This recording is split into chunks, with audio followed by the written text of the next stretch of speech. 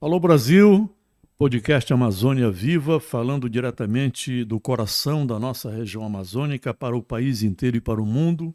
Por meio das redes sociais está agora trazendo informações de interesse do país, sobretudo do país, e de forma pontual a respeito das informações relacionadas à nossa região amazônica. Mas a gente não vai se ater apenas a uma discussão entre mim e o nosso querido Moisés Lívio, que está aqui na minha frente. Não é isso, Moisés? É verdade, Hélio. Já agradecendo aí mais uma vez aos nossos telespectadores, né? A Amazônia Viva tem um compromisso com a verdade. Nós, quando formos começar aqui, nós falamos, nós vamos ter que falar a verdade em tudo que a gente for dizer, né? Os nossos pensamentos e as nossas opiniões são nossas, mas a gente estuda, nós lemos, nós observamos e, além de tudo, tudo que nós formos falar aqui, principalmente com relação à Amazônia, a gente tem provas, né, Hélio? Acho que é o importante para a gente. São informações embasadas, baseadas em Sim, fatos. A gente procura trazer aquelas informações que traduzem a realidade, não apenas relacionadas à Amazônia, mas ao Brasil. E quando a isso. gente fala em Brasil, a gente não pode deixar de mencionar aqui a presença de uma jornalista que tem história no jornalismo brasileiro, Sim, devido ao longo tempo em que ela milita na área, né? É uma jornalista direitista, como eu sou sim, jornalista direitista, como você é, embora não seja jornalista, mas exatamente. também é direitista, que defende os interesses, sobretudo, da nação brasileira. Aquilo que Exatamente. é bom para o país é o que nós defendemos aqui. Eu vou cumprimentar agora a minha querida jornalista Marta Serra, direto de Brasília, que é de onde ela está falando agora conosco no Amazônia Viva.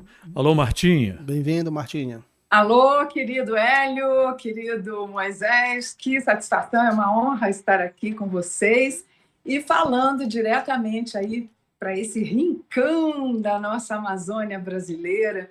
E não é de hoje que eu sempre tive interesse em defender o nosso território nacional. E desde o julgamento da Raposa Serra do Sol, Uhum. eu e meus amigos de São Paulo, principalmente, sempre tivemos muito interesse e conectados, né, com a Amazônia. E começou com a Raposa Serra do Sol, né, quando estava sendo feito o julgamento. Uhum. E nós acabamos levando Luiz César Paulo Quartiero para São Paulo, Luiz Margarido de Manaus. Então, esse interesse pela Amazônia não é de hoje.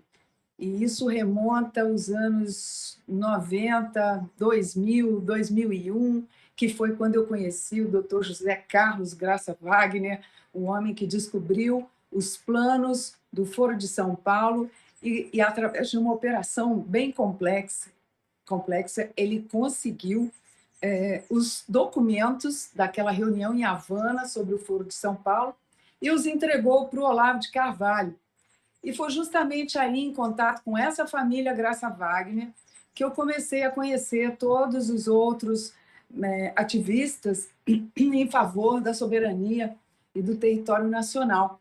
Especialmente naquela época, nós estávamos focados na Amazônia a partir do caso da Raposa Serra do Sol. A gente Então, sabe para mim, é muito importante estar aqui e eu agradeço demais o convite de vocês. e a gente Porque Santarém uhum. é uma cidade emblemática porque está no Pará, um dos estados mais ricos, né, em ouro, diamante, manganês, enfim, e que nós sabemos também é um dos estados que mais tem representância dos nossos inimigos externos, Sem através de dúvida, ONGs. sem dúvida. E eu vou lhe dizer outra coisa, Martinha. Raposa Serra do Sol, lá em Roraima, também sofre a nociva influência dessas organizações não governamentais instaladas em nossa região, instaladas lá no estado de Roraima, e que brigam para que a Amazônia seja intocável, né? Exatamente.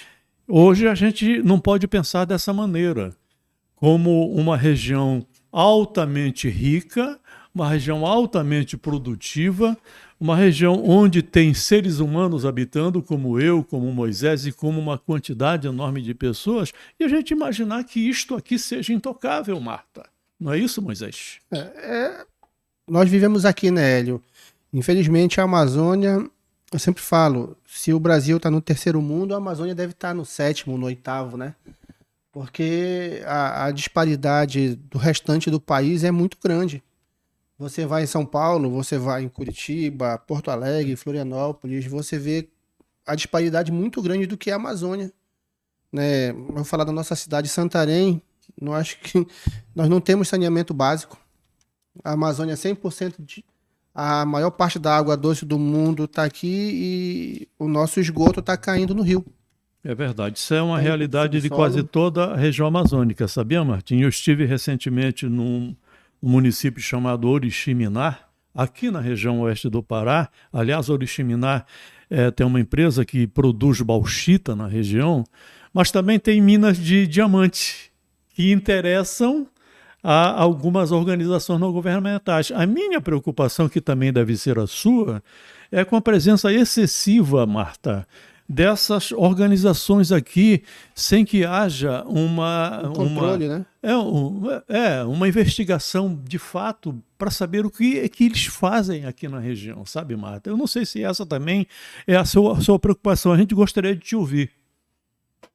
Bom, nós sabemos que as organizações não governamentais foram criadas para ocupar espaços com atribuição de praticamente receber recursos, né, do governo ou da iniciativa privada para substituir ações que o próprio governo deveria ter junto à população. Começou com essa ideia, mas foi totalmente desvirtuada a partir dos escândalos de corrupção e também de intromissão, porque muitas são prepostas, né, e prepostas dos nossos inimigos externos, que tanto cobiçam o que nós temos no Brasil inteiro, não é só aí na Amazônia. Então, a gente tem que levantar um movimento vigoroso para a compilação de dados sobre todas as ONGs no Brasil, principalmente aí também na Amazônia, porque a gente sabe que são muitas. Eu não tenho ideia, mas acredito que só na Amazônia sejam milhares. E eu me lembro perfeitamente do sueco Eli. Eu esqueci o nome dele. Ele namorava, inclusive, com uma socialite brasileira chamada Ana Junqueira. E a Rede Globo transmitiu o escândalo da ONG dele. Porque a ONG dele coletava recursos através de informações bem subliminares, assim, se você colaborar com essa ONG, você vai estar ajudando a plantar uma árvore na Amazônia. E todo mundo entrava ali e fazia seu cadastro e dava sua contribuição. Até que a Rede Globo mesmo foi lá, isso já é antigo, e constatou que ele prometeu tudo, mundos e fundos, comprou uma área extensíssima na Amazônia, prometeu muita coisa para os ribeirinhos, para aquelas pessoas humildes que moravam ali, e a própria reportagem detectou que nada foi cumprido, e até hoje eu não sei no que deu a investigação sobre esse Eli Sklier, acho que é isso mesmo. Ele era dono de uma marca de tênis, de raquete de tênis. Então foi um escândalo. Mas o escândalo eu acho que começou bem antes, né? Para quem não assistiu o filme Cidade Z, Cidade Perdida, História do Major Fawcett, eu recomendo assistir. Está lá no YouTube completo o vídeo, com dublagem em português e tem também com legendas. E essa história é verídica, né? Em 1905, o Major Fawcett, inglês, patrocinado pela Royal National Geographic, já estava na Amazônia, em 1905. E eles estavam atrás de artefatos arqueológicos e antropológicos e, claro, ouro, diamante, isso em 1905. Caramba! Mas já remonta antes disso. Ah, sem dúvida. Agora, né? Durante o Império, as incursões. Sim, é verdade. Então, assim, tem muita coisa da Amazônia, principalmente histórias, né, de intromissão de estrangeiros na Amazônia, usando prepostos brasileiros, né? E remonta a 1905. É desde o tempo do Império. E hoje, Marta Serra, a situação se acentuou e se agravou cada vez mais, né? Nós temos informações que não são oficiais, são extraoficiais, não é? Até porque ninguém divulgou oficialmente isso, de que somente aqui na região de onde nós estamos fazendo o Amazônia Viva, aqui na região do Baixo Amazonas, especificamente em Santarém, somente aqui nesta região existem pelo menos 250 organizações não governamentais. É isso, Moisés? Só no Pará? Santarém. 250 organizações. Só Santarém. Não é Pará, não é Brasil todo, não. É só Santarém. Lá em Alter do Chão, esse lugar que é gostoso, aprazível, né? Dizem que existem pelo menos 130 ONGs funcionando debaixo de árvore. Então, para você ver o quanto é interessante para essas organizações não governamentais estarem nesta região, explorando eu não sei o quê, Ministério Público Federal e a Polícia Federal têm que averiguar essa situação a fundo e de forma séria, não é? O que é que eles fazem na nossa região amazônica? Para que é que tem uma quantidade enorme de organizações não governamentais na nossa região e com que finalidade e sobrevivendo de quê? São esses os questionamentos, não é? Mas, ora, a gente saindo das ONGs e indo para Brasília, onde você está agora, desde o mês de agosto, agora que passou, o André Mendonça está sendo o nome discutido para substituir o ministro do Supremo Tribunal Federal, como é o nome dele, que saiu agora porque atingiu a idade limite, os 75 anos, Marta. É o Marco Aurélio? É o Marco Aurélio de Mello, indicado pelo primo dele, o Fernando Collor de Mello. O detalhe é o seguinte, Marta. Desde o mês de agosto, o André Mendonça saiu peregrinando de gabinete em gabinete dos senadores, porque é o Senado quem aprova, né? Quem sabatina e aprova os ministros do Supremo. E aí, até hoje, o Senado criou um certo impedimento, que eu não sei até onde se agrava ou não esse impedimento, de não sabatinar o André Mendonça.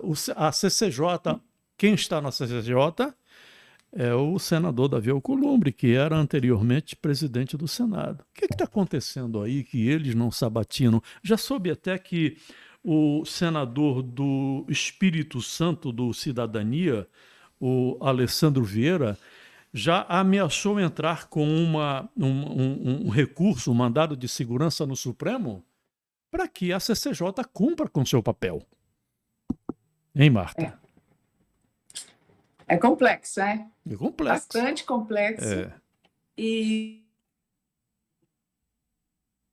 a oportunidade que os conservadores que elegeram esse governo e que, através desse governo, está sendo sugerida, né, a inclusão no STF do ministro da Justiça, André Mendonça, sempre é obstaculizada.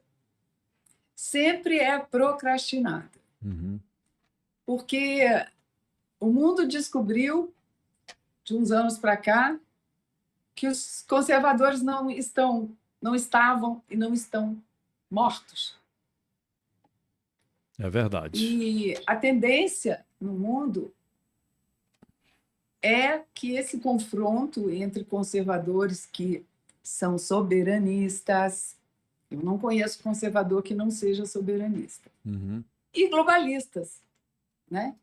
Que tendenciosamente são de esquerda.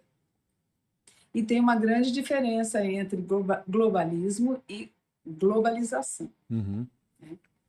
Então, isso é uma constante, e eu acredito que essa situação do ministro André Mendonça, para que seja sabatinado no Congresso, vai se procrastinar, porque lá dentro daquela... Eu ia falar uma expressão meio pejorativa, mas é o toma lá da cá, como sempre. E eu acho que tem que haver alguma situação desse jeito, porque a procrastinação é notória e não dá para entender por quê. Eu lembro... Agora, o povo precisa acordar. É verdade. O povo precisa acordar mais ainda. Mas tem aquela questão, Hélio e Marta, que quando o Bolsonaro assumiu, né, já sabia que ele ia indicar alguns ministros, e ele falou que ia indicar um terrivelmente evangélico, né? O terrivelmente evangélico. Que eu também acho isso muito delicado. Não. Eu sou defensora do presidente, mas assim, algumas coisas, por exemplo, quando ele diz terrivelmente evangélico, eu discordo dele, ele não precisava usar essa... eu acho o seguinte, ele falou... Porque poderia ser um terrivelmente católico. Não, mas assim... Eu sou católica. Não, sim, então, assim, mas o que eu te falo com isso, Marta? Por que ele falou isso? Porque a igreja evangélica, ela não negocia valores. Não negocia valores. E quando ele fala em terrivelmente evangélico, hoje, por incrível que pareça, segundo o Datafolha, eles fizeram um levantamento em 2020. Datafolha? Segundo o Datafolha, eles fizeram um levantamento em 2020 que 31% da população brasileira é de evangélicos. Ou seja... Inclusive, eu entrevistei o cardeal Raymond Burke, que é um dos cardeais mais combativos contra o Papa Francisco, que eu não considero meu Papa, eu sou católica. Eu acho que o Papa Bento XVI ele foi tirado do papado, entendeu? Por uma situação complicada de explicar nesse momento, que eu precisaria de horas.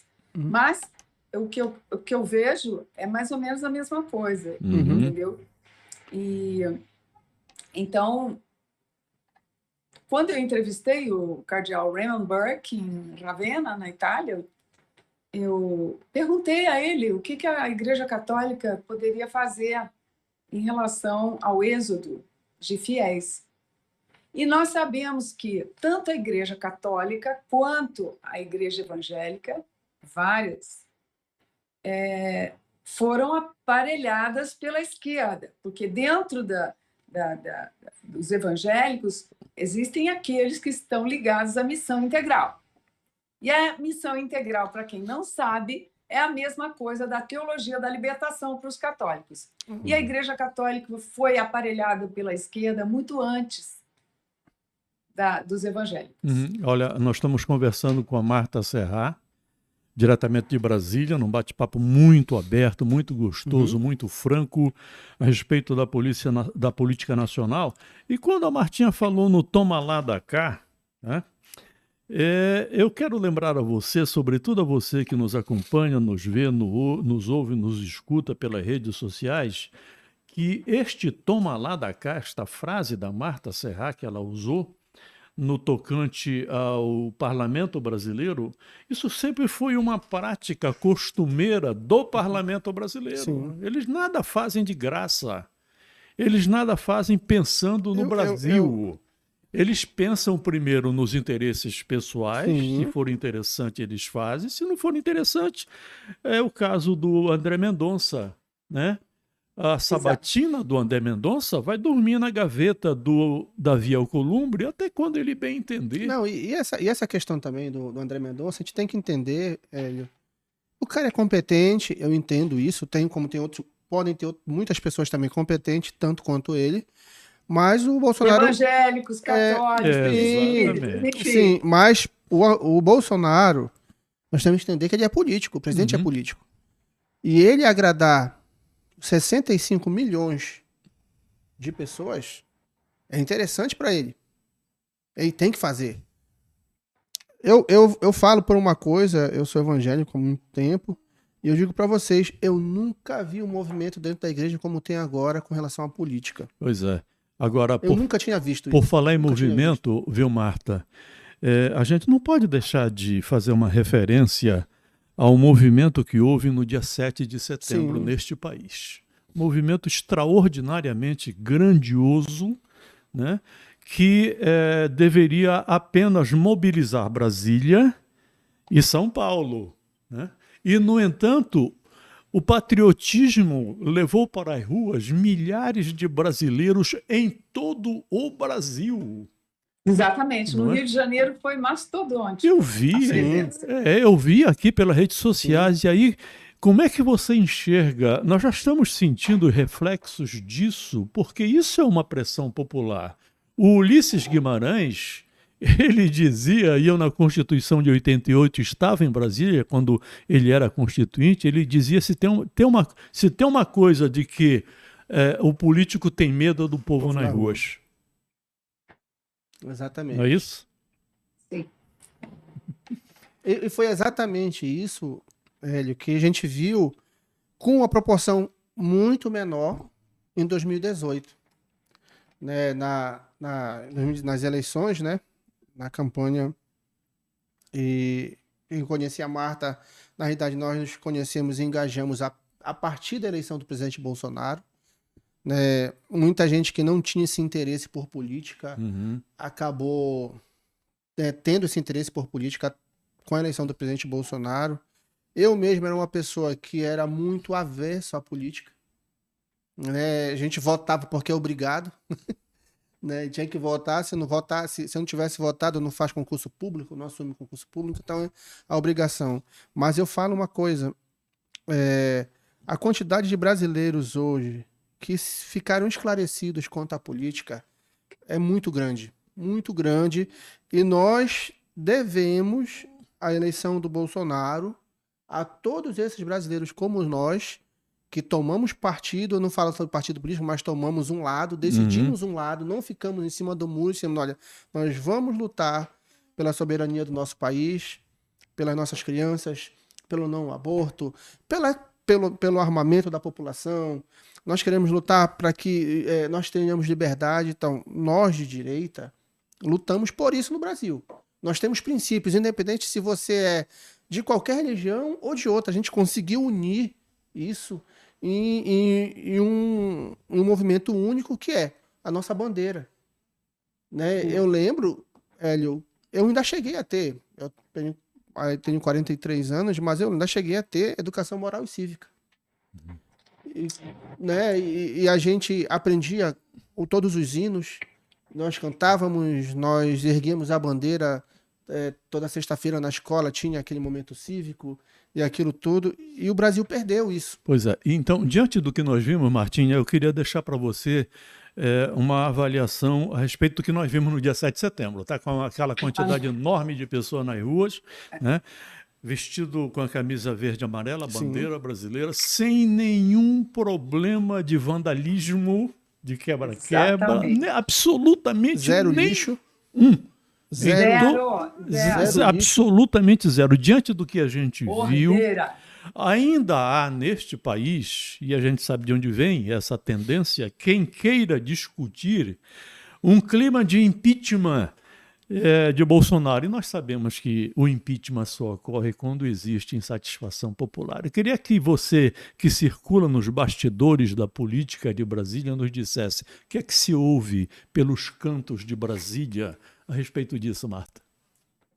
Bom, só para finalizar o raciocínio aí em relação a esse êxodo na Igreja Católica, Moisés, como eu disse, a Igreja Católica foi aparelhada antes das igrejas evangélicas pela esquerda, e justamente por causa disso aconteceu um êxodo da Igreja Católica de 47% de fiéis para outras igrejas, outras crenças. Então, mas todo mundo sempre persistindo, né, nos valores conservadores. E foi essa mistura, né, de insatisfação com os governos anteriores, não só por causa da corrupção, mas também por causa da decadência moral dos valores que queriam nos impor, os cristãos, católicos, evangélicos, os espíritas também, que respeitam a nossa fé, e todos que respeitam os valores essenciais da família, da liberdade individual e de tudo mais, quando perceberam que o candidato teria esse perfil, já era unânime. Só que eu fiquei muito apreensiva durante as eleições por causa das urnas, porque eu já sou ativista desde o tempo do Orkut em relação às urnas eletrônicas. Uhum. Sempre questionamos, né? E no tempo do Orkut eu tinha uma página de voto impresso, enfim, éramos muitos ali já. E eu quero relembrar também a todos que acham que a narrativa de que os movimentos e manifestações de rua começaram em 2013 com aquele movimento dos 20 centavos, que a direita foi junto para a rua, acreditando que era um movimento nacional, né, pela moralização e também contra a corrupção e tudo mais. Na verdade, aquele movimento era de esquerda, e quando começou o vandalismo, a direita se retirou. Mas os movimentos e manifestações de rua não começaram em 2013, o Hélio. Uhum. Eu estava lá em 2005, acampada com as mulheres de militares em frente ao Congresso Nacional, no governo Lula, protestando contra ele, durante a reunião da cúpula dos países árabes. Nós ficamos 3 meses, eu tenho imagens que eu fiz, porque quando eu vi a líder se jogando em cima do carro do Lula, eu falei, eu tenho que ir lá. Uhum. E vim para Brasília e aqui fiquei 3 meses com ela. E então, depois das diretas já, o movimento das mulheres militares é o primeiro, pioneiro em manifestações de rua e acampamentos. Depois dessa manifestação das mulheres militares, veio o movimento Cansei. Depois do movimento Cansei, isso eu estou falando entre 2005 e 2007. Depois do movimento Cansei, veio o movimento Basta. As pessoas colocavam cartazes em seus apartamentos, casas, basta. Todo mundo de saco cheio. E, contemporaneamente, estava acontecendo a CPI do Mensalão.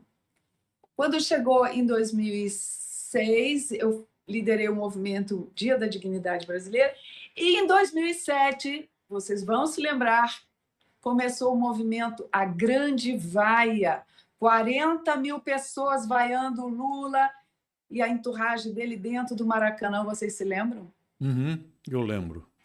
Então já existia movimentação conservadora bem antes de 2013.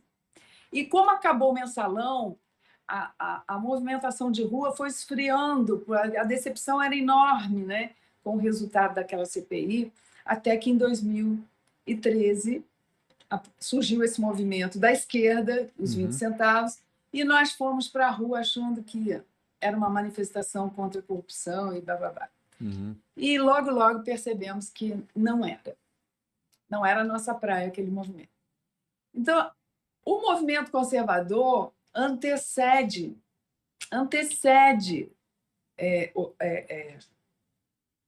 todo esse pessoal que veio em 2013, vem para a rua, nas ruas, revoltados online, todos esses movimentos, né? MBL, antecede todos eles. Então, assim, quando chegou em 2018, nós já tínhamos uma massa bem consistente de pessoas que queriam um candidato com o perfil do Jair Bolsonaro. E ele estava sem partido, e ele sempre foi o que ele é até hoje, né? E todos nas redes sociais, porque nós só tínhamos as redes sociais, nós queríamos o presidente Bolsonaro. Mas rede social não seria suficiente. Eu tenho uma teoria. Muito embora, num primeiro momento, eu tenha me sentido indisposta em votar para qualquer pessoa por causa das urnas eletrônicas.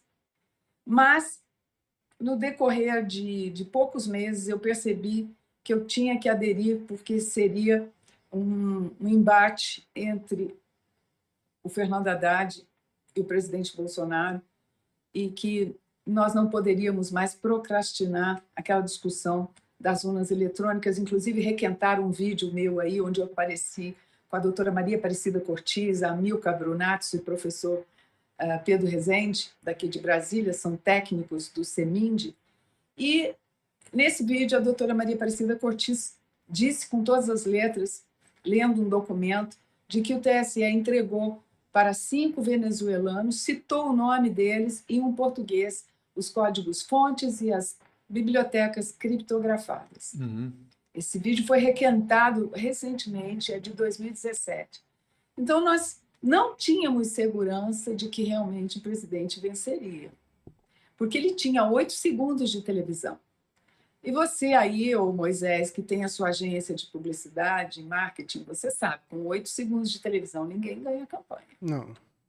Só com redes sociais que não tinham a força que a gente tem hoje, né? Então, o infortúnio daqueles que quiseram assassinar o presidente, ao invés do tiro acertar o alvo, saiu pela culatra. Exatamente. Não, e Marta... Porque de 8 segundos de televisão, ele passou a ter 24 horas de mídia gratuita em todo o país. Os jornais falando nele, sendo obrigado a falar nele. Exatamente. A mídia internacional também falando nele. Aquilo foi um atentado terrorista. Então, tem gente que coloca em dúvida, eu não acredito. Marta, eu acho... O que a gente comprova aí, o que ele falou, e a gente também já sabia, né, o TSE informou que naquelas eleições, foram anulados 7,2 milhões de votos pelas urnas eletrônicas. Exato. O Bolsonaro, ele precisava de menos de 2 milhões para se eleger no primeiro turno. Então, por isso que ele fala, não, eu me elegi no primeiro turno. Uhum. Porque pela porcentagem dele de votos, de todos, ele teria... Vamos juntar esses 7 milhões e dividisse pela porcentagem de todos. Ele teria muito mais de 2 milhões de votos. Ele seria eleito no primeiro turno com folga. Exato. Quando ele fala lá no primeiro turno, que ele dizia, lembra que ele andava? Rapaz, eu só não ganho se o pessoal dos ministros não quiser. Ele falava abertamente. Só se roubarem a eleição. Porque o que eu vejo nas ruas, e o que a gente via também nas ruas, né? É que não tinha como. Eu trabalho no órgão público e lá na época eu estava em Curitiba e a gente dizia, cara, não tem como. Não tem como. E em Curitiba, uma cidade muito politizada, né? E onde começou aqueles movimentos, os movimentos lá, o Cidade de Curitiba, a República de Curitiba, né? Tinha outro lá, os jornais, né? Os blogueiros começaram de lá, o Oswaldo Eustáquio, e começaram a falar de política lá, e eu não sei se foi coincidência o Lula ficar preso lá também, né, em Curitiba, mas o movimento cresceu muito, criou uma força muito grande no Brasil todo, né, e eu falo com toda certeza, a Marta não, porque ela já vem de mais tempo dessa luta aí, mas eu sou fruto desses movimentos. Uhum. Quando eu fui para Curitiba, né, eu não pensava jamais em inventar política, fui para Curitiba fazer um mestrado, né, fui estudar. E quando eu cheguei lá, que me deparei com essa questão, eu cheguei em Curitiba em março de 2018. No início de tudo, né, eu lembro que a gente procurando, Marta, lá candidatos militares para concorrerem à campanha política. Sim. E a gente procurando os delegados, dizendo, delegado, doutor, pelo amor de Deus, coloque seu nome. Não, só coloque seu nome. Por quê? Porque a gente imaginava, Hélio e Marta, que os militares, o pessoal das polícias, estando lá, eles teriam medo de roubar. Entendeu? Porque a gente dizia assim, não, cara, eles estando lá, o pessoal vai ter medo de roubar os militares, vai ter medo de roubar os delegados, Sim. vai ter medo de, né? Então a gente botou muito delegado da Polícia Federal para concorrer, agente federal, militar do Sim. Exército, coronel, general. Lá em Curitiba, o quartel, que eu sou de lá, nós elegemos um subtenente. Tem o subtenente deputado estadual lá. Subtenente Everton. E você viu o que está acontecendo agora, né, Moisés? É. Eles querem colocar os militares, juízes e etc., em quarentena de 4 anos depois que sai da reserva para poder se candidatar. Isso é um absurdo. Não, mas o presidente já falou de que vai vetar. O presidente disse, não, vou vetar e veta integral. Agora, Martinha, você falou aí da sua preocupação e até, de certa forma, do desestímulo que você teria em relação à manutenção da votação por essas atuais e ultrapassadas urnas eletrônicas que nós temos no Brasil e a insistência do ministro-presidente do TSE, o Luiz Roberto Barroso, da manutenção dessa votação dessa maneira. O que nos preocupa é a manipulação. Né? Houve manipulação, sempre tem havido manipulação. Houve quem, como é o caso do Zé Dirceu, deixasse escapulir certas frases que colocam exatamente a situação de manipulação em evidência. Sim. Quando ele diz uma coisa é ganhar a eleição pelo voto, outra coisa é a gente tomar o poder. Então, Martinha, a nossa preocupação ainda é a manipulação. Tanto é que nós temos pesquisas quase que semanalmente manipuladas pela tal Datafolha, né? Dando como vencedor de primeiro turno das eleições o Nove Dedos. Quando a gente sabe que ele não consegue reunir meia dúzia de gato pingado na Paulista. Não consegue. Não, e não consegue reunir nem... Ele não consegue reunir os comícios deles. Ele não consegue reunir ninguém, Marta. Marta. Esse bandido não consegue reunir ninguém. O desespero é tão grande que até o Ciro Gomes está dirigindo caminhão, gente. Tá. Mas ele esqueceu que o irmão dele dirigia um trator para cima da polícia. Tá registrado também. Patrulheira em cima da polícia. E olha, o desespero é tão grande que na última manifestação deles, no domingo que passou lá na Paulista, o Ciro disse o seguinte: não tem jeito de tirar Bolsonaro a não ser pelo impeachment. Aí eu te perguntei, Marta, impeachment de que jeito? Com o apoio popular que este homem que nós elegemos está aí tem. Bom, acho que ficou bem claro, né? Eu fiquei numa posição bem privilegiada durante o 7 de setembro, na área do caminhão de som ali do trio, onde o presidente falou, mas eu acabei indo para a quadra em frente para poder gravá-lo melhor. Nossa, foi impressionante. O problema todo é que todo mundo que estava ali esperava uma ruptura. Verdade. E, surpreendentemente, o presidente desapontou não só a esquerda, como alguns que estavam ali ou fora dali, né, nas manifestações e em casa, desejando que isso acontecesse. Mas nós vivemos uma situação tão delicada no mundo todo, não é só aqui, e sabemos, como começamos a conversar sobre os prepostos dos nossos inimigos externos, que eu chamo de globalistas, né? Porque o globalista precisa do comunismo para poder impor um sistema totalitário globalitário. Sim. E tem os globalisteiros, que é uma palavra que eu inventei para chamar os brasileiros que apoiam os globalistas. Então, nós sabemos que eles têm prepostos aqui, os globalisteiros, estão por toda parte no mundo querendo criar um governo mundial onde não existirão mais fronteiras, eles querem meter todo mundo num saco só, e destruir fronteiras, enfraquecer as forças de segurança e tirar esse sentimento de patriotismo de todos nós, o sentimento e o valor da família, porque se a nossa liberdade individual é um bem pessoal inegociável, imagina a liberdade da família, que é a primeira célula da sociedade. Sempre foi tratada assim. Marta, então, nós temos que preservar tudo isso. E eles não querem, porque isso enfraquece. Mas eu falei, Marta, falei para o Hélio, que nós de direita, na sua maioria, vamos dar 90%, nós estamos há uns 20 anos atrasados com relação à esquerda, nos movimentos e nas ações. A esquerda ela formou professores universitários. Pois é, meu amigo. A esquerda aparelhou o judiciário com os concursos. Eles tiveram tempo. As produtoras de cinema, as produtoras de cinema, todos. Mas olha, Martinha e Moisés, só para te interromper um minutinho, eles tiveram tempo para isso. Sim. 3 décadas. Sim, mas é por isso que eu tô te falando. Para trabalhar essa infiltração que hoje está propagada em todos os órgãos que você possa imaginar da estrutura administrativa do Estado. Todos os órgãos têm a... Tira essa situação em 4 anos, não tem como tirar em 4 anos. Desarticular isso, não é, Marta? Exatamente. É demorado o processo. Exatamente. E como disse o presidente, ele está fazendo tudo dentro das 4 linhas da Constituição. E muitos ficaram desapontados. E continuando, eu acho que esse é o caminho, porque ninguém aqui no Brasil tem ideia do que seja uma guerra civil.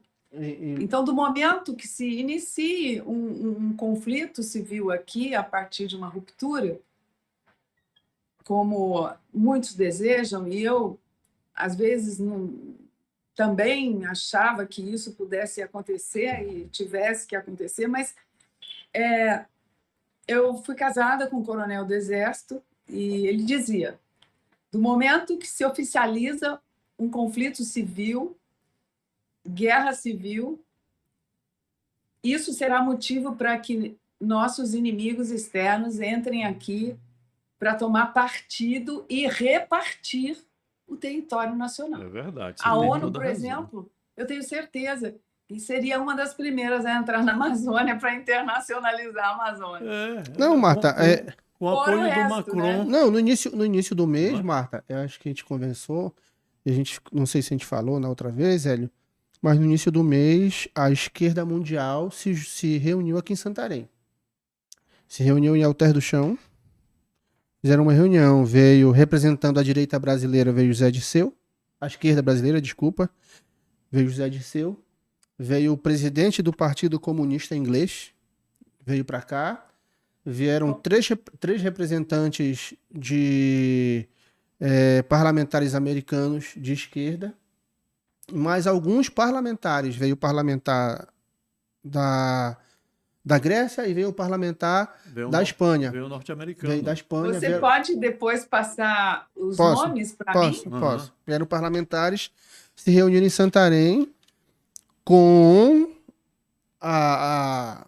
a expressão, ou tendendo a enganar, disseram que era para combater o ferrogrão, né?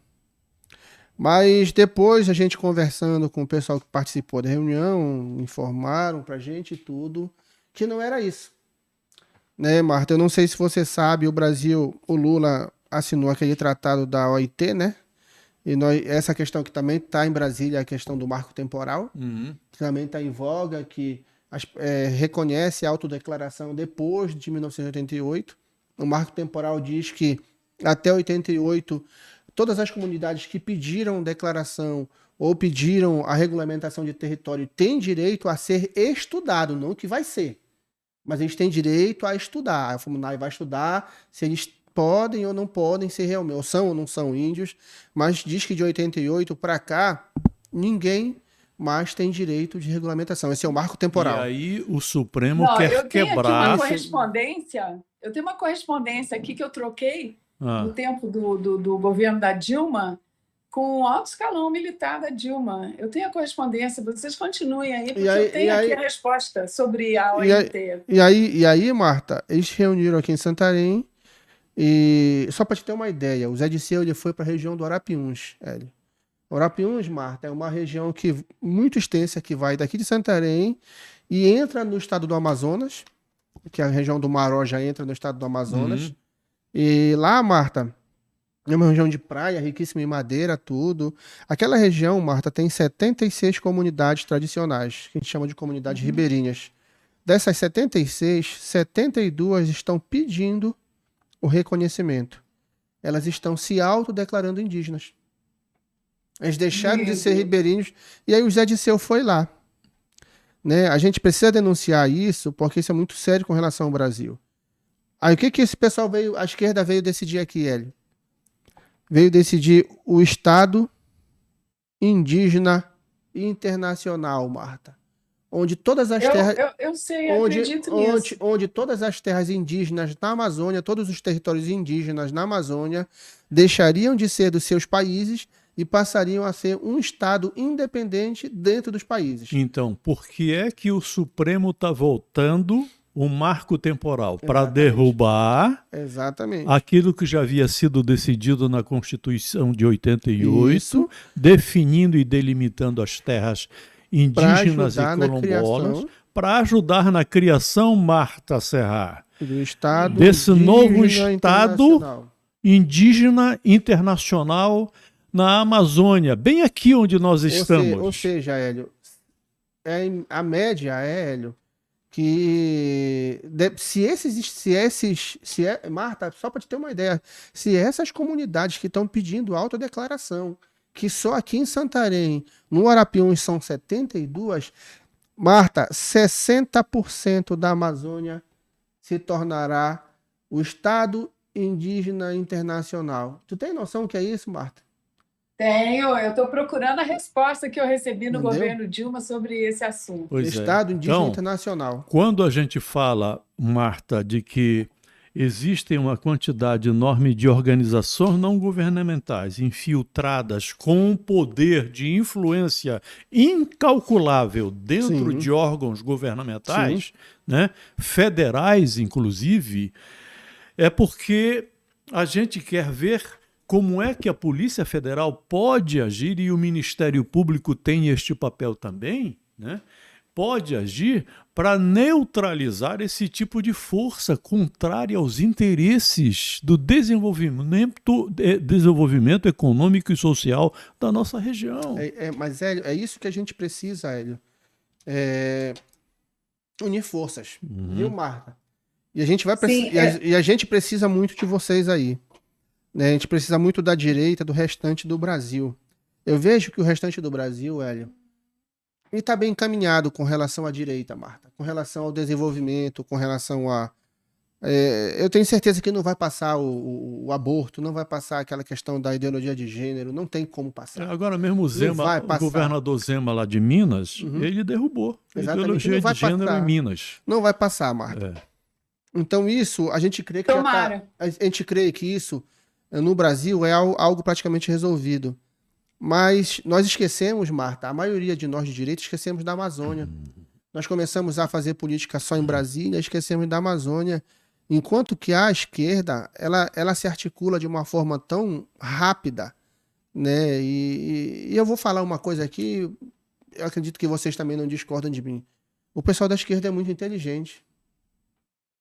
Eles se prepararam, como tu falou, por 3 décadas, para estar nesse tempo deles. Eles foram se infiltrando. Isso. Foram fazendo a cabeça. Gente, achei aqui uma resposta do deputado. Então estoura essa bomba.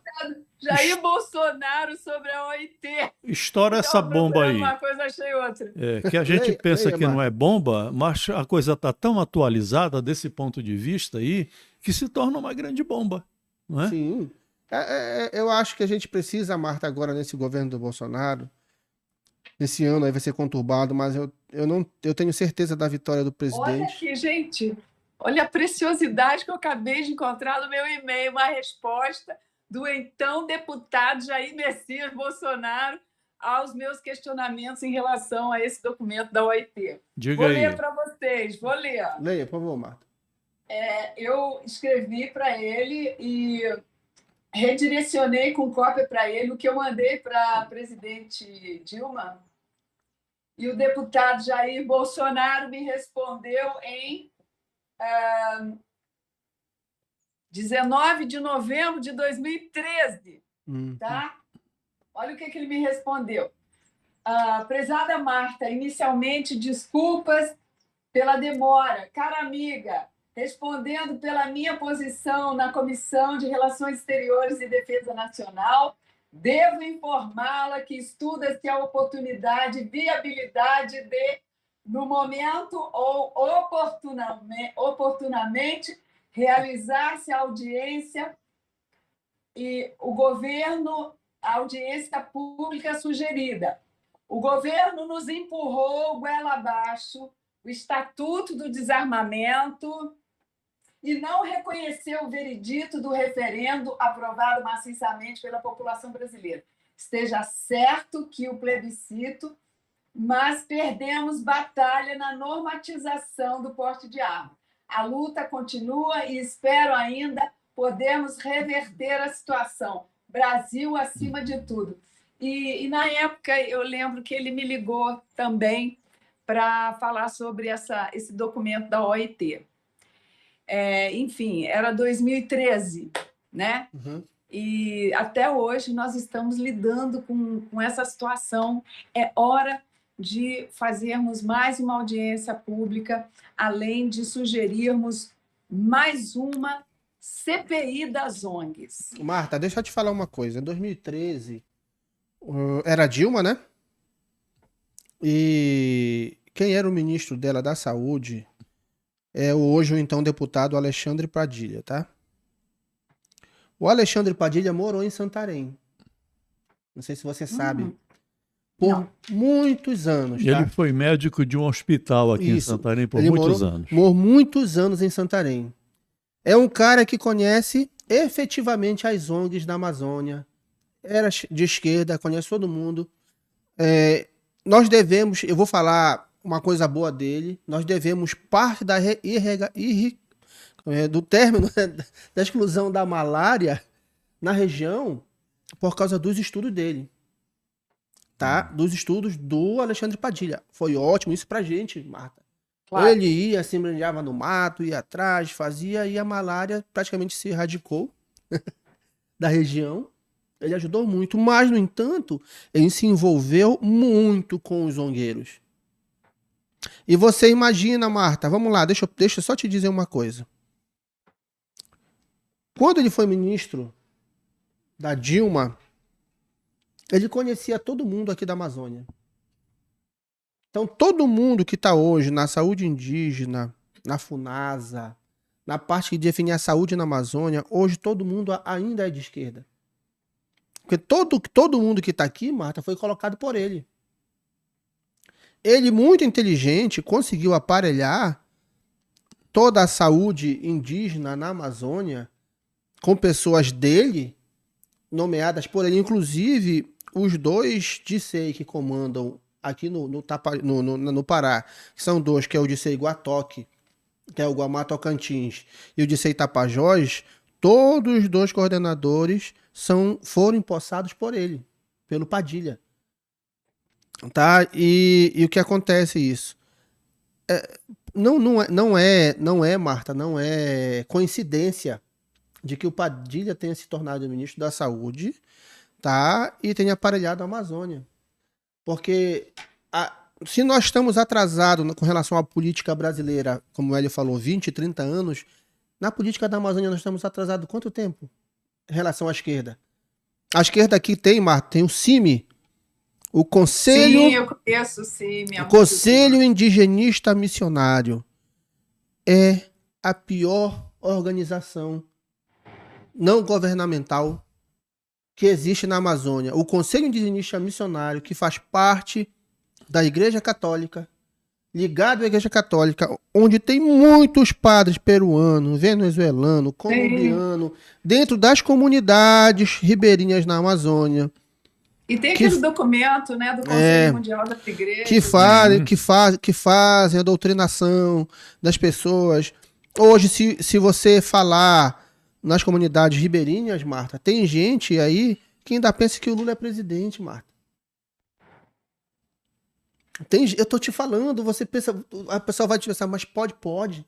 Tem gente, Marta, nessas comunidades do interior, que só veio para uma cidade grande depois de 14, 15 anos.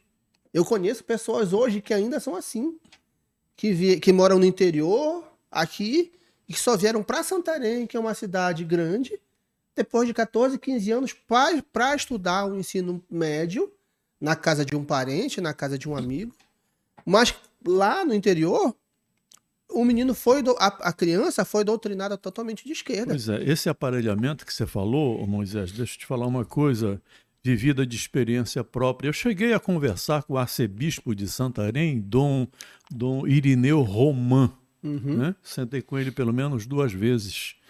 E eu disse para ele, Pode entrar. Eu não aceito e não admito que dentro da Igreja Católica hajam padres socialistas, comunistas. Não combina com a doutrina do criador da Igreja Católica, que foi Jesus. Sim. Então, Dom Irineu, ou o senhor extirpa esse câncer, ou esse câncer vai tomar conta de toda a Igreja Católica na Amazônia, como de fato já tomou. Já está, Já Marta. tomou. Já está, impossível. Eu tô falando impossível tirar. Estou falando da instrumentalização da Igreja Católica para vocês. Sim. Nós perdemos 47% de fiéis por causa disso. É verdade, sim, é verdade. Agora, Marta, só para a gente fechar essa estratégia do Bolsonaro, né? Assim. Foi uma grande estratégia do Bolsonaro. A gente pensa que não. Quem está de longe não está assistindo, não está acompanhando bem de perto o que é que está acontecendo em Brasília, mas você sabe que ele foi estrategista, tá? Embora tenha chamado Michel Temer para estar do lado dele, porque quem é o indicado de Michel Temer no Supremo Tribunal, se não o Careca? Né? É o dono do cachorro. É o dono do cachorro. Ele chamou o Temer para dizer, bota a coleira. Está na hora de botar a coleira. E foi com essa finalidade, além de fazer as amarrações que tinham que ser feitas. Agora, esta estratégia... Isso para evitar o conflito. Exatamente. Esta estratégia, minha querida Marta Serra e meu querido Moisés Lívio, sabe a quem frustrou extraordinariamente? A esquerda. Ela queria o conflito, Marta. Ela queria chamar o presidente Bolsonaro de golpista. Exatamente. Eles queriam ter o trunfo disso. Exato. Eles queriam ter o trunfo. Mas o que... Aí, para quem acha que o Mourão e o Bolsonaro são tão inimigos assim, eu estava lá no 7 de setembro, na área do trio elétrico ali, bem embaixo, eu tive que passar para frente para poder filmar melhor. Eles não paravam de cochichar lá no carro de som, e um no ouvido do outro, tá? Sim. Eles são meio safadinhos para isso mesmo. Eles trabalham a informação ali de bastidores, afinal são militares. Não é? Um morde, o outro assopra. Exatamente, é assim que funciona o processo. Eu falei, Marta, é uma coisa que eu falo também, Marta, todo mundo, a gente tem que entender, os militares que estão com o Bolsonaro, todos os generais lá, acredito que nenhum, mas todos foram professores da AMAN. Todos professores da AMAN. E todos são estrategistas. Todos... E sabem de tudo. Sim, ainda mais dele. O Mourão teve na Venezuela como adido militar. Sim. Vocês acham mesmo que ele teve como adido militar lá para poder se tornar um esquerdista ou para poder saber da situação? Sim. Não, e fora... Tem uma coisa. Nós não temos países amigos. Nós não temos países amigos. E eu fico pensando, por que o Trump nunca veio aqui prestigiar o Bolsonaro? E eu me lembro da entrevista que o Bolsonaro deu dentro do hospital, se recuperando da facada. O Augusto Nunes foi quem entrevistou. E lá, no meio da entrevista, do nada, assim, ele diz, mas o Brasil vai continuar negociando com a China e com qualquer país do mundo sem o viés ideológico. 2 dias depois, o Trump estava sentando o cacete nas relações comerciais com o Brasil. Gente, nós não temos amigos. Nós temos concorrentes ou aliados comerciais. Sim. Agora, é interessante que as pessoas observem que o presidente Jair Messias Bolsonaro, hoje, é o único presidente que tem os olhos do mundo voltado para o Brasil. Do ponto de vista da estratégia geopolítica em relação a esses países que têm olhos aqui dentro, como é o caso da China, não é? E ele é estrategista nesse sentido.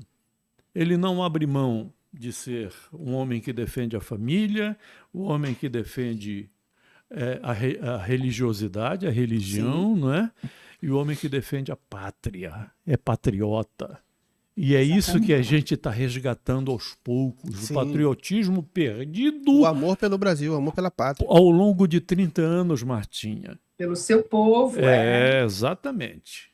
Agora, Hélio e Moisés, eu quero deixar registrado aqui nesse momento, ouçam, quem estiver assistindo, guarde este vídeo.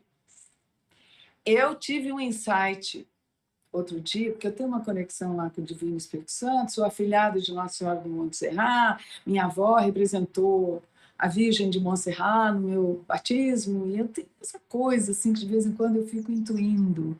E eu tive esse insight. Assim como a União Soviética foi desmantelada, eu tive o insight de que o comunismo na China vai ser desmantelado. Uhum. Printem, guardem esse vídeo. Ah, mas é 1.800 bilhões de habitantes. Não tem importância, todos serão libertados. Sim. E é através, assim como eles nos minaram, porque o Ocidente é culpado por esta dominação chinesa que chegou a vários países aqui, porque os empresários Sim. sedentos de lucro fácil caíram no conto do precinho, ling-ling. Uhum.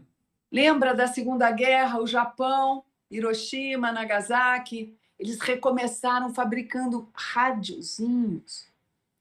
A China começou também vendendo Brinquedo.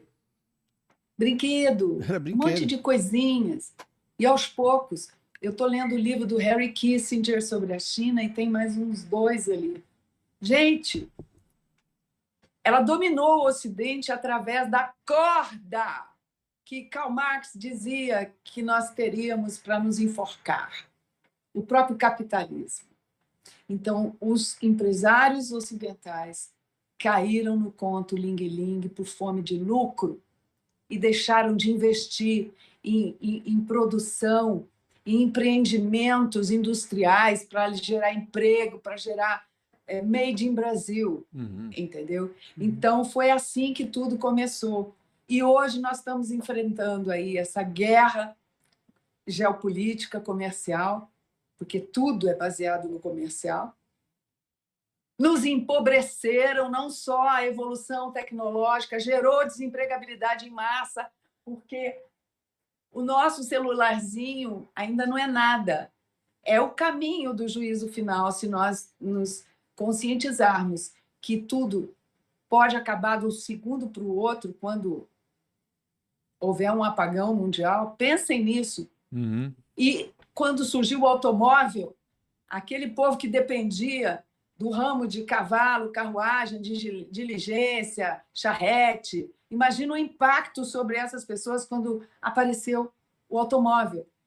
Mas as mudanças naquela época eram lentas. Então, devagarinho, eles começaram a aprender a apertar parafuso nas fábricas. Só que, de lá para cá, as mudanças foram ficando tão aceleradas que, hoje em dia, em uma tecla, você muda decisões mundiais. Sim. Você muda, a qualquer momento, tudo na sociedade. Você muda o rumo das coisas. Exatamente. E veio a pandemia, e isso gerou desempregabilidade, porque os empresários não querem abrir portas, alugar imóvel para investir em produção, em criação. A maioria, todo mundo quer ganhar dinheiro fácil nas bolsas de valores, com papel. Sim. Entendeu? Então, ninguém quer, todo mundo quer segurar o dinheiro, ninguém quer. E quem tem dinheiro está aplicando, está comprando imóvel, deixando fechado, está apostando na bolsa de valor. Então, a desempregabilidade com a evolução tecnológica é uma realidade. Aí veio a pandemia, foi a paulada final. E nos empobreceu as nações, as pessoas, gerou falência para todo lado. E ainda continua. E ainda continua essa história toda. Porque eles criaram um problema para vender a solução. Sim. A solução, eu estou falando, é a vacina, que todo mundo está encantado com essas vacinas, mas todo mundo está ignorando as reações adversas com sequelas graves, óbitos, infecção de Covid em pós-vacinados, e agora nós já temos como comprovar se essas doenças que matam pessoas e que alejam e que causam Guillain-Barré, descontrole neurológico, são várias, infecção de Covid, se são decorrentes da vacina ou não. Já tem exame para provar isso.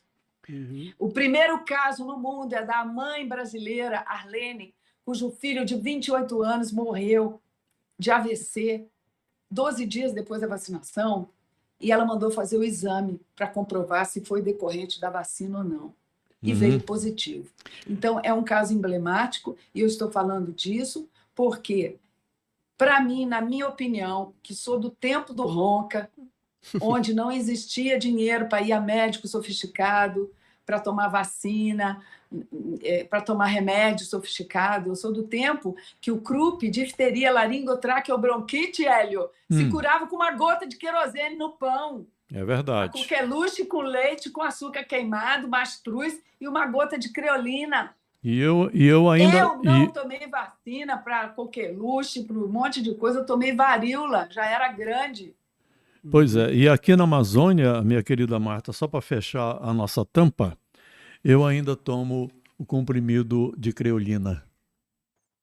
Ah, Tem? eu não sabia que existia Tem comprimido na de creolina. Amazônia, eu na ainda Amazônia tem. tomo comprimido manda de uma creolina. caixa, Vou por mandar para favor. você duas centenas do comprimido de creolina, Não. porque aquilo cura qualquer coisa. Não, eu... Cura bicheira de cavalo, por que que não vai curar essas porcarias que estão por aí? Outra Não é? coisa, durante o Covid que eu tive, eu tomei, eu não, se você não é alérgico, se você não tem hemofilia, se você não tem alergia, não está grávida, eu tomei aspirina, que era um protocolo da família, curar gripe com aspirina. Se você não tem nenhuma dessas situações, você pode tomar. Eu tomei durante 3 dias e 3 vezes por dia, e vim descobrir que a aspirina é anticoagulante, antiplaquetário, e que ajuda também. O extrato de própolis verde, número 70, vendido no Mundo Verde, é a mais pura, é violenta a própolis para infecção, para um monte de doenças. É verdade. Então, assim, não é interessante ajudar as pessoas a tomarem conhecimento sobre a medicina popular natural tão antiga. É porque ela é que às vezes barata. cura mesmo. Porque ela é Então, barata. Hélio, Moisés, o que eu quero dizer com isso é o seguinte: a verdade está vindo à tona. Nós já temos nomes e sobrenomes de quem financiou essa pandemia. E agora, porque a China não foi culpada sozinha, ela foi cúmplice, Sim. entendeu? Ela foi usada. E acredito que o povo chinês seja um povo bom. Agora, esse Partido Comunista Chinês, e eu invoco as forças da natureza, eu invoco a fé que nós temos e que eu tenho no Divino Espírito Santo, no Criador, e na minha madrinha de batismo, eu tenho necessidade existencial de acreditar nisso. Nós vamos desmantelar o Partido Comunista Chinês e todo o sistema esquerdista no mundo, porque nós precisamos de liberdade para sermos felizes. E Marta, nós vamos embora. Pedimos tua licença para a gente ir embora. Tá? Te agradecendo a gentileza de estar conosco, participando do nosso podcast Amazônia Viva, pela primeira de muitas vezes que por aí virão, com a presença dela e de alguns outros convidados. A Marta veio a Santarém. Ótimo. Já estamos articulando para ela vir aqui. Eu tenho muita vontade de ir Pronto, para aí, você sabe. Pronto. Vem sim. Moisés aqui é o empresário da região, ele sabe como fazer isso, viu?